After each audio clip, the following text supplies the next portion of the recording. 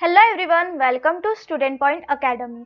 और आज हम lesson number 7 that is variation start करेंगे। ठीक है, लास्ट लेक्चर में हमने फॉर्मूलेज देखे थे और जो लेसन नंबर 6 था हमारा वो बहुत ही अच्छी तरीके से कंप्लीट किए थे। ठीक है, इस लेक्चर में हम प्रैक्टिस सेट 7.1 कंप्लीट करेंगे और जो वेरिएशन है that is chapter number 7 variation, ये देखते हैं सबसे पहले वेरिएशन होता क्या है, कैसे सॉल्व करते हैं, है ना। तो अगर हम देखें वेरिएशन दो टाइप का होता है। वेरिएशन दो टाइप के होते हैं, एक डायरेक्ट वेरिएशन, एक डायरेक्ट वेरिएशन और एक इनडायरेक्ट वेरिएशन। अब देखो डायरेक्ट वेरिएशन और इनडायरेक्ट वेरिएशन क्या होता है। ठीक है, जब भी कोई भी चीज वेराई करती है, लाइक मेरे पास 2 चॉकलेट है, मेरे भाई के पास 4 चॉकलेट है, तो ये जो दो चीज है ये किससे वेराई कर रही है, 2 से, है ना। सो ऐसे ही वेरिएशन होता है, कुछ भी चीज वेराई करती है उसे हम वेरिएशन के फॉर्म में लिखते हैं। अब यहाँ पे डायरेक्ट वेरिएशन क्या होता है और इनडायरेक्ट वेरिएशन क्या होता है। सपोज जो डायरेक्ट वेरिएशन है, अगर सपोज 2 मिनट से कुछ चीज इंक्रीज हो रही है, ठीक है, 2 मिनट से मेरी रनिंग इंक्रीज हो रही है, तो उतने ही मिनट से मेरा जो भाई है उसकी भी जो ये है, लाइक आज डे 1 है, ठीक है, आज डे 1 है, आज मैंने 2 मिनट में मैंने रन किया, ठीक है, 1 किलोमीटर। फिर कल भी मुझे इतना ही, मतलब फिर 4 मिनट में मैंने 2 किलोमीटर, मतलब ये 2 का डिफरेंस है ना। तो जो डायरेक्ट वेरिएशन है, जब कोई एक वैल्यू बढ़ेगी तो दूसरी भी वैल्यू बढ़ेगी, और जब एक वैल्यू कम होगी तो दूसरी भी वैल्यू कम होगी। और इनडायरेक्ट वेरिएशन में जब एक वैल्यू बढ़ेगी तो दूसरी वैल्यू कम होगी, और एक वैल्यू कम होगी तो दूसरी वैल्यू बढ़ेगी। ठीक है, अब ये जो 7.1 है वो ना डायरेक्ट वेरिएशन पे है। ठीक है, तो जो डायरेक्ट वेरिएशन है उसे हम डिनोट कैसे करते हैं, ये इस तरीके से, ये एक वैल्यू x है, ये एक वैल्यू y है। ठीक है, तो इसे हम डिनोट कैसे करेंगे, x इज डायरेक्टली प्रोपोर्शनल या x is directly proportional to y। अब ये जो ये है, ये वाला साइन, ये क्या है, इसे हम अल्फा बोलते हैं ग्रीक लेटर में, और यूज किसके लिए होता है, वेरिएशन को डिनोट करने के लिए। ठीक है, अब यहाँ पे हमें ऐसा बोला है x is directly proportional to x is directly proportional to y। अब अगर हमें इसे नंबर के फॉर्म में लिखना होगा तो हम कैसे लिखेंगे, अब प्रोपोर्शनलिटी का जो साइन है उसे निकालने के लिए हम एक कांस्टेंट लगा देंगे। हम क्या कर देंगे, कांस्टेंट लगा देंगे, इसे हम ऐसे भी लिख सकते हैं। तो इस पे बेस्ड कुछ हमारे क्या है, क्वेश्चंस है, हम अभी वो क्या करेंगे, देखेंगे। ठीक है, चलो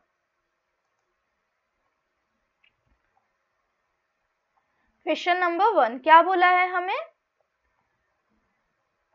question number 1, right the following statement using the symbol of variation. अब यहाँ पे कुछ हमें स्टेटमेंट्स दी हुई है, हमें वेरिएशन के सिंबल यूज करके उस स्टेटमेंट को क्या करना है, लिखना है। ठीक है, तो सबसे पहले क्या है, circumference C, that is circumference को किससे डिनोट किया है, सी से डिनोट किया है। और ये क्या है, डायरेक्टली प्रोपोर्शनल है किससे, रेडियस आर से। तो मतलब हम इसे ऐसे लिख सकते हैं, सरकमफेरेंस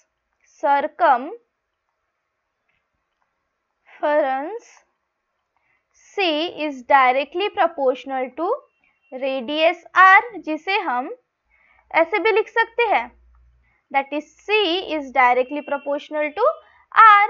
ये हो गया हमारा फर्स्ट का आंसर। ठीक है, यहाँ पे हमें बस सिंबल लगा के लिखना है। ठीक है, यहाँ पे सिर्फ हमें सिंबल यूज करना है ना। Consumption of petrol L in a car and distance traveled by that car is D are in direct proportion. अब जो कंजप्शन ऑफ पेट्रोल है ये कैसा है, डायरेक्ट वेरिएशन में है डिस्टेंस ट्रेवल बाय कार। ठीक है, तो हम इसे कैसे लिखेंगे, consumption of petrol L is directly proportional to distance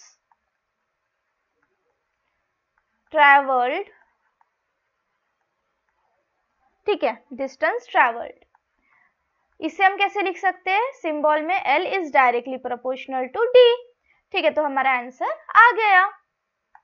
यहाँ पे सिर्फ हमें एक स्टेटमेंट दी गई थी और हमें क्या करना था, सिंपल सिंबल का यूज करके उसे सॉल्व करना था। ठीक है, चलो नेक्स्ट क्वेश्चन देखते हैं। Now complete the following table considering that the cost of apple and their number are in direct variation. अब यहाँ पे क्या बोला है, डायरेक्ट वेरिएशन में है एप्पल की कॉस्ट और उनके नंबर, मतलब अगर कॉस्ट इंक्रीज होगी तो एप्पल भी क्या हो गए, नंबर ऑफ एप्पल भी इंक्रीज हो गए, मतलब cost is directly proportional to number of apple. ठीक है, इतना ध्यान रखो। फिर हम क्या करते हैं, सॉल्व करते हैं। सबसे पहले हम क्या लिखेंगे, लेट हियर जो x है ये डायरेक्टली प्रोपोर्शनल है y से। ठीक है, x है ये डायरेक्टली प्रोपोर्शनल है y से, that is cost of apple are in direct variation. ठीक है,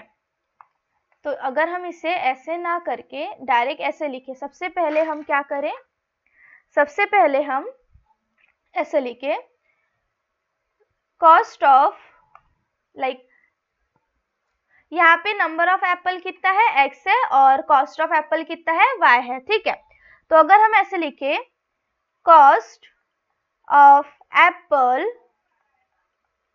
are indirect, are in direct variation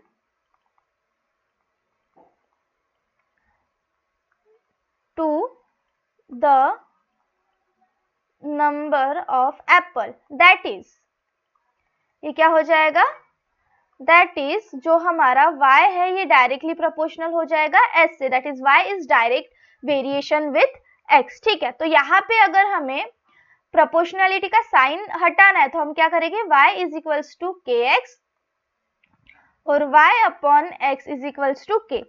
ठीक है, अब ये इक्वेशन 1 बन गया, y is equals to kx, ये इक्वेशन 1 बन गया। ठीक है, अब हमें क्या करना है, अब हमें सबसे पहले क्या निकालना है, k की वैल्यू निकालनी है। सबसे पहले k की वैल्यू निकालनी है, तो सबसे पहले first let x be 1 and y be 8। सो यहाँ पे क्या करेंगे, पुट वैल्यू, ये जो वैल्यू है उसे क्या करेंगे, put the value in equation 1। तो हमें क्या मिल जाएगा, k मिल जाएगा। कैसे, y कितना है हमारा 8 है और जो k है उसे हमें फाइंड करना है और जो x है वो क्या है 1 है।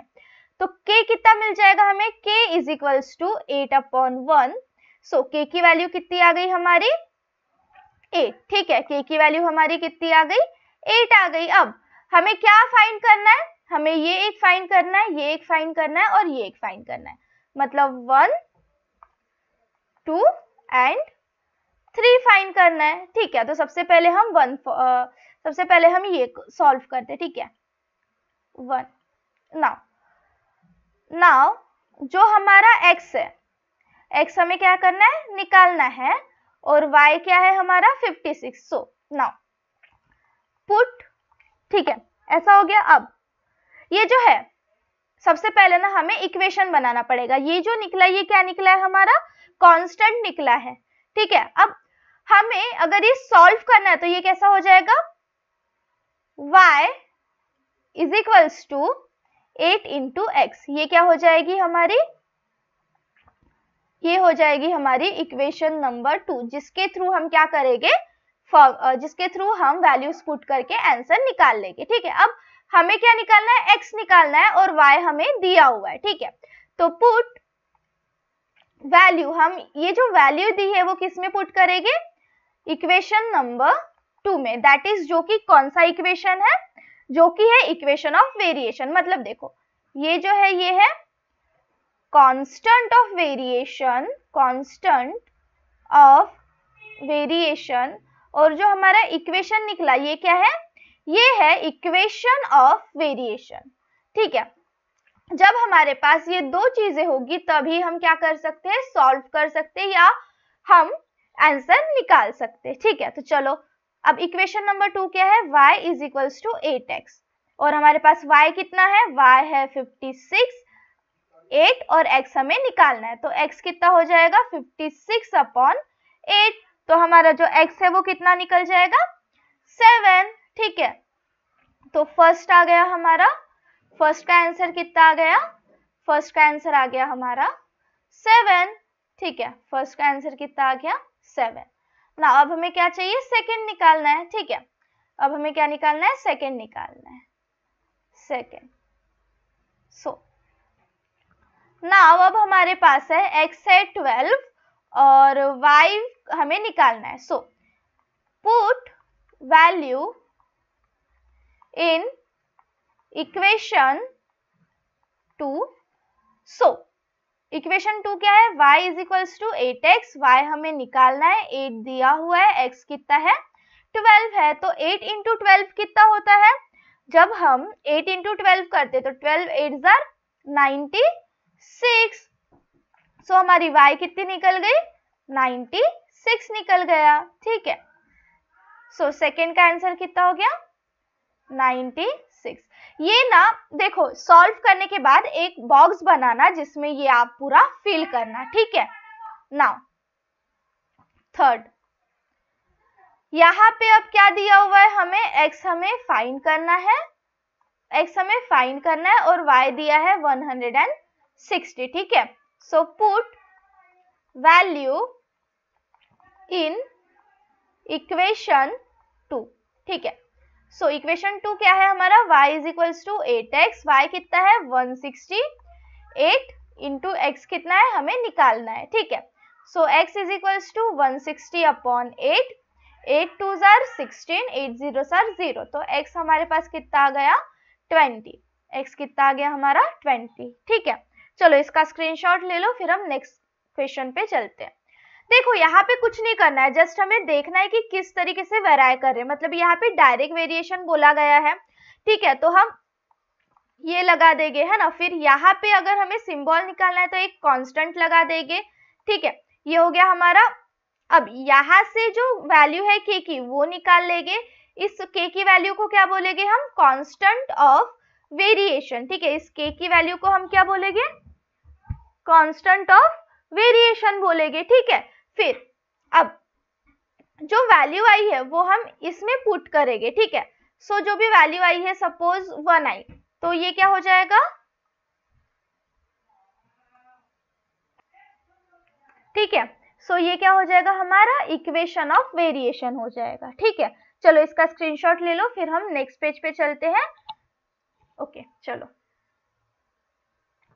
Question number third, if m is directly proportional to n, यहाँ पे क्या बोला है, m अगर डायरेक्टली प्रोपोर्शनल है n से, m है 154, n है 7, तो हमें क्या फाइंड करना है, m की वैल्यू फाइंड करना है जब n 14 है, मतलब जब m 154 है तो n जो है वो 7 है। ठीक है, और m डायरेक्टली प्रोपोर्शनल है n से, तो हमें क्या निकालना है, हमें m की वैल्यू निकालना है जब n जो होगा वो होगा 14। ठीक है, तो सबसे पहले हमें क्या करना है, कांस्टेंट निकालना है, उसके बाद इक्वेशन ऑफ वेरिएशन निकालना है, और फिर उसके बाद वहां पे वैल्यू पुट करके सॉल्व कर देना है। ठीक है, तो चलो करते हैं। सबसे पहले क्या बोला है हमें यहाँ पे, ओके ठीक है, चलो करते हैं। नाउ यहाँ पे सबसे पहले हमें क्या बोला है, m जो है वो डायरेक्टली प्रोपोर्शनल है n से, दैट इज जो हमारा m होगा, m is equals to kn। ठीक है, और यहाँ पे हमें m दिया हुआ है, वेयर m, इसको हम इक्वेशन 1 डाल देते हैं, m is equals to 154 and n is equals to 7। ठीक है, हमें क्या फाइंड करना है, हमें फाइंड करना है, ठीक है, हमें सबसे पहले वैल्यू निकालना है कांस्टेंट की, तो हम कैसे करेंगे, 154 यहाँ पे हम लिखेंगे ना कहाँ से लाए, पुट वैल्यू इन इक्वेशन 1, तो यहाँ पे क्या हो जाएगा, 154 is equals to k into 7, that is k is equals to 154/7। 7, तो ये हो जाएगा 7 2 जार 14, 7 2 जार 14। सो k की वैल्यू हमारी कितनी निकल गई? 22। मतलब हमारे पास आ गया constant of variation that is k is equals to 22। ठीक है, कांस्टेंट ऑफ वेरिएशन जो कि k है वो कितना आ गया हमारे पास? 22। अब हमें क्या करना है? अब जो इक्वेशन ऑफ वेरिएशन होगा वो कितना हो जाएगा? वेरिएशन इज, ये हो जाएगा m is equals to 22 into n। ये हो जाएगा हमारा equation number 2। Now we have n is equals to 14 and we have to find m is equals to question mark। ठीक है, now put value in equation 2। ठीक है, तो हमारा m आ जाएगा 22 इंटू 14। अब 22 इंटू 14 कितना होता है? ये होता है, चलो करते हैं, 22 इंटू 14 2 80 ओके 801 308।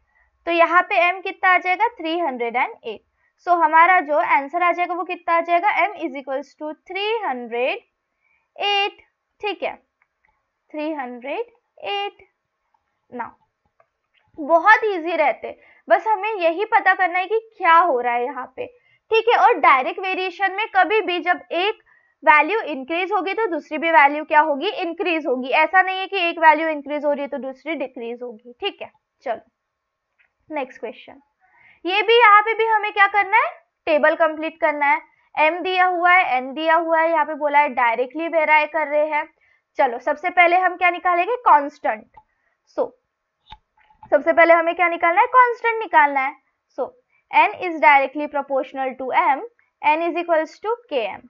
ठीक है, now first we have m is equals to 3 and n is equals to 12। ठीक है, put value in equation 1। हमारे पास क्या आ जाएगा फिर? n है हमारा 12, k हमें फाइंड करना है, इंटू m कितना है? 3। तो k आ जाएगा 12/3, दैट इज k आ जाएगा हमारा 4। So we got constant of variation is 4। ठीक है, और हमें जो इक्वेशन ऑफ वेरिएशन होगा, equation of variation is k वहां पे डाल देंगे, that is n is equals to k की वैल्यू 4 इंटू m। ये हो जाएगा हमारा इक्वेशन नंबर 2। ठीक है, अब हमें ये एक सॉल्व करना है, ये एक सॉल्व करना है और ये एक सॉल्व करना है। तो सबसे पहले हम a देखते हैं। ठीक है, we have m is equals to 6.5 and हमें n क्या निकालना है? फाइंड करना है। नाउ पुट वैल्यू हमें किस में करना है? Value put in equation number 2। तो हमारा क्या हो जाएगा? ये n is equals to 4 into 6.5। अब 6.5 इंटू 4, 4 5 20, 4 6 12 13 14, 14.0। ठीक है, ये कितना आ जाएगा? 6.5 इंटू 4 है ना, वेट, 4 इंटू 6.5। चलो हम पहले ना ऐसे सॉल्व ही कर लेते हैं। 6.5 इंटू 4, 4 6 24, 26.0। ठीक है, ये कितना आ जाएगा? 26.0, दैट इज हमारा जो n की वैल्यू है वो कितनी आ जाएगी? 26 आ जाएगी। ठीक है, तो n आ जाएगा हमारा 26। अब b में हमें क्या दिया हुआ है? m फाइंड करना है और n हमें दिया हुआ है 28. Now put value in equation 2. सो यहाँ पे हमारा m कितना है फाइंड करना है और n दिया हुआ है 28 is equals to 4 into m हो जाएगा यहाँ पे 28 अपॉन 4 दैट इज 4 4 16 4 2 यहाँ पे आ जाएगा 4 7 28. तो m आ जाएगा हमारा 7. m की वैल्यू कितनी हो जाएगी हमारी 7 हो जाएगी. ठीक है, तो यहाँ पे हम लिख देंगे 7. फिर हमें क्या चाहिए, हमारे पास है m है 1.25 और n है question mark. So put the value किस में हमें करना है, इक्वेशन नंबर 2 में.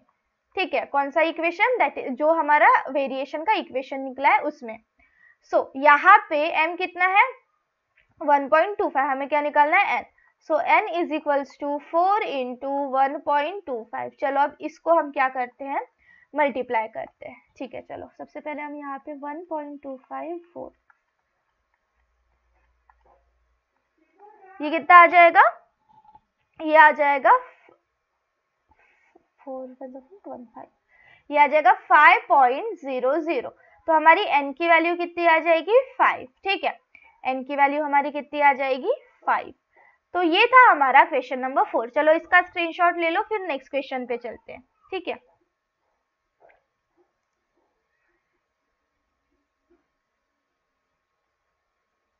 ओके.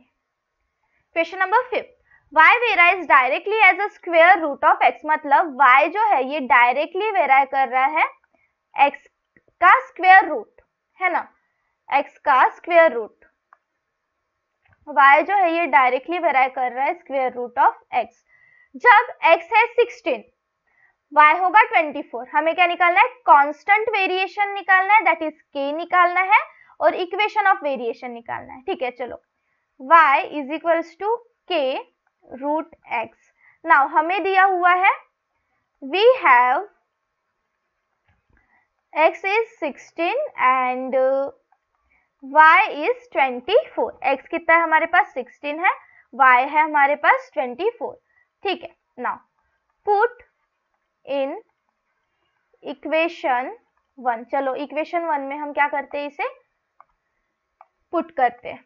तो ये क्या हो जाएगा, y कितना है 24 is equals to k into root 16. ठीक है, अब रूट 16 कितना होता है, 16 किसका स्क्वायर है 4 का, तो रूट 16 हो जाएगा 4. तो k इंटू 4. सो k आ जाएगा हमारा 24 अपॉन 4. k की वैल्यू आ जाएगी 4 6 24. सो हमारे पास कांस्टेंट ऑफ वेरिएशन आ जाएगा, वेरिएशन आ जाएगा 6, that is k is equals to 6. और जो इक्वेशन ऑफ वेरिएशन है, इक्वेशन ऑफ वेरिएशन जो है, ठीक है, अब यहाँ पे क्या करेंगे हम, अब यहाँ पे put k is equals to 6 in equation 1. So y is equals to 6 root x. So हमारा इक्वेशन ऑफ वेरिएशन जो होगा, इक्वेशन ऑफ वेरिएशन जो होगा वो हो जाएगा is y is equals to 6 root x. ठीक है, ये हो गया हमारा फाइनल आंसर. सबसे पहले हमें क्या निकालना था, कांस्टेंट ऑफ वेरिएशन जो कि 6 निकला, फिर इक्वेशन ऑफ वेरिएशन जो कि निकला y is equals to 6 root x. ठीक है, सो स्क्रीनशॉट ले लो, फिर नेक्स्ट पेज पे चलते हैं. Okay, the total remuneration paid to laborers employed to harvest soybean is in direct variation with number of labor. मतलब जितने पैसे दिया है वो डायरेक्ट वेरिएशन है नंबर ऑफ लेबर्स पे. इफ रिमनरेशन ऑफ 4 लेबरर इज 1000, अगर 4 लेबर का रिमनरेशन 1000 है तो हमें कितने का निकालना है 17 का. ओके, चलो यहाँ पे क्या बोला है, सबसे पहले हम ना अज्यूम कर लेंगे, ठीक है।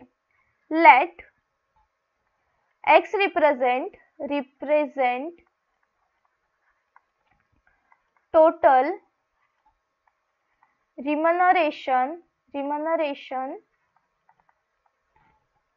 paid to the laborer and y represent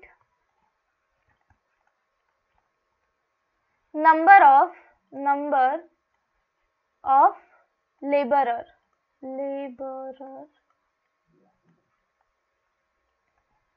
harvest। अब यहाँ पे हमने क्या किया, यहाँ पे हमने अज्यूम किया कि जो x नंबर ऑफ x जो है वो total number of remuneration that is जो हमने पे किया है लेबरर्स को वो है, और जो y है वो रिप्रेजेंट क्या कर रहा है, टोटल नंबर ऑफ लेबरर्स, ठीक है। नाउ वी नो हियर, यहाँ पे जो x है ये डायरेक्टली प्रोपोर्शनल है y के, सो x कितना हो जाएगा, x is equals to ky, that is equation number 1। ये क्या हो जाएगी, इक्वेशन नंबर 1। अब अकॉर्डिंग टू गिवन कंडीशन क्या बोल रही है हमें, गिवन कंडीशन ये बोल रही है कि जब x इज इक्वल्स टू 1000 है तो जो y है वो कितना है, 4 है, ठीक है। y कितना है, 4 है। According to given condition x is 1000 and y is 4। So यहाँ पे अब हम क्या करेंगे, पुट वैल्यूज, ये जो वैल्यू आई है पुट वैल्यूज इन इक्वेशन 1, तो हमें क्या मिल जाएगा, हमें मिल जाएगा k, दैट इज x जो है वो है 1000, k जो है वो है हमें निकालना है, और y जो है वो है 4, तो k is equals to 1000 upon 4, ठीक है। तो यहाँ पे जब 1000 को हम 4 से डिवाइड करेंगे तो हमारे पास कितना आ जाएगा, 4 2 8 40, यहाँ पे आ जाएगा 250। तो k की वैल्यू कितनी आ गई हमारी, 250, जो कि क्या है, ये क्या है हमारा कांस्टेंट ऑफ वेरिएशन। नाउ अब इक्वेशन ऑफ वेरिएशन कितना हो जाएगा, इक्वेशन ऑफ वेरिएशन कितना हो जाएगा, ये हो जाएगा हमारा वेरिएशन कितना हो जाएगा, x is equals to 250 into y, ठीक है। ये हो जाएगा हमारा इक्वेशन ऑफ वेरिएशन, इसे हम क्या दे देते हैं, इक्वेशन नंबर 2। चलो स्क्रीनशॉट लो, फिर नेक्स्ट पेज पे सॉल्व करते हैं, आधा लो जल्दी, हाँ चलो। अब हमें क्या फाइंड करना है, हमें फाइंड करना है 17 लेबरर्स को कितना उन्होंने पे किया होगा या रिमनरेशन दिया होगा, ठीक है। So now for 17 labourers that is x जो है हमारा वो हमें फाइंड करना है, और y जो है हमारे पास वो है 17। नाउ पुट वैल्यूज, अभी यहाँ पे जो वैल्यू है वो किस में पुट करना है, इन इक्वेशन 2, जो कि है इक्वेशन 2 क्या दिया हुआ है हमें, इक्वेशन 2 दिया हुआ है हमें which is x is equals to 250 into y। So यहाँ पे x हमें निकालना है 250 इंटू 17। अब 250 को जब हम 17 से मल्टीप्लाई करेंगे तो हमारे पास वैल्यू आ जाएगी 4250, ठीक है, 4250। सो x की वैल्यू क्या आ गई, x आ गई हमारी 4250 रुपीज। सो हम फाइनल आंसर कैसे लिख देंगे यहाँ पे, therefore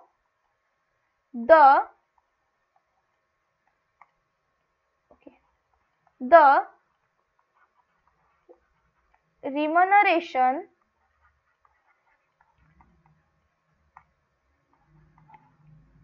of 17